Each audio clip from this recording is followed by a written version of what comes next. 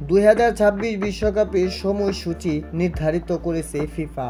11 June অনুষ্ঠিত হবে মেক্সিকোর ঐতিহ্যবাহী আজতেকা স্টেডিয়ামে। এই ভেন্যুতেই 1970 সালে পেলের ব্রাজিল জিতেছিল ব্রাজিলের তৃতীয় বিশ্বকাপ ট্রফি এবং আর্জেন্টিনা জিতেছিল 86-তে ম্যারাডোনার আর্জেন্টিনা শিরোপা জিতে একই ভেন্যুতে। 2026 বিশ্বকাপের ফাইনালের মহরণ অনুষ্ঠিত হবে 19 জুলাই যুক্তরাষ্ট্রের নিউ জার্সির মেসলা স্টেডিয়ামে। বাজতে শুরু করেছে 2026 বিশ্বকাপ ফুটবলের দামামা। মেক্সিকো, কানাডা, যুক্তরাষ্ট্র এই 3 দেশ যৌথভাবে আয়োজন করবে ফুটবল বিশ্বের সবচেয়ে মর্যাদার এই লড়াই। 2023 সালে ফুটবল বিশ্বকাপের সূচি ঘোষণা করল ফিফা। 11 জুন পর্দা উঠবে বিশ্বকাপে। উদ্বোধনী ম্যাচ অনুষ্ঠিত হবে মেক্সিকোতে, মেক্সিকো সিটির ঐতিহ্যবাহী আজতেকা স্টেডিয়ামে। এই ভেন্যুর চেয়ে বেশি ম্যাচ আয়োজনের রেকর্ড নেই কোনো স্টেডিয়ামে। ইতিমধ্যে এই ভেন্যুতে হয়েছে বিশ্বকাপের 17টি ম্যাচ। 2026 বিশ্বকাপে আরও 5টি ম্যাচ অনুষ্ঠিত হবে এই স্টেডিয়ামে।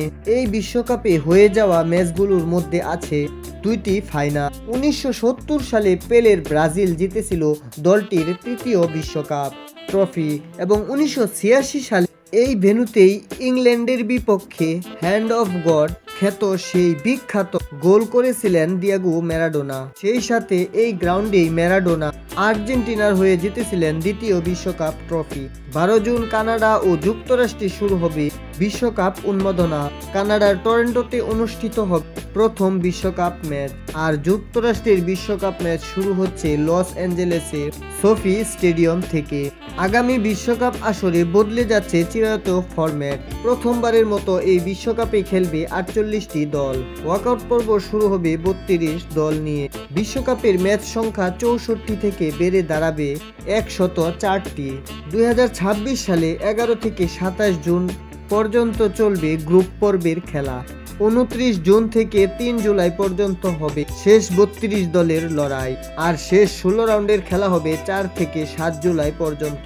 লস অ্যাঞ্জেলেস, কানসাস সিটি ও মায়ামি, বোস্টনে হবে কোয়ার্টার ফাইনাল এর লড়াই। তা হবে 9 থেকে 11 জুলাই।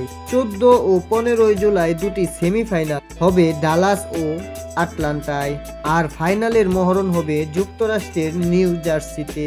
ইউএস এর হোম অফ ফুটবল খ্যাত মেটলাইফ স্টেডিয়ামে 19 জুলাই ফাইনাল এর মহরণে নামবে 2 দেশ। তো বন্ধুরা, আগামী 2026 বিশ্বকাপে কোন দল নিতে পারে কাপ, তা আমাদের এই ভিডিওর কমেন্ট বক্সে জানাতে পারেন আপনার মতামত। এতক্ষণ ভিডিওটি দেখার জন্য আপনাকে জানাই অসংখ্য ধন্যবাদ। আল্লাহ হাফেজ।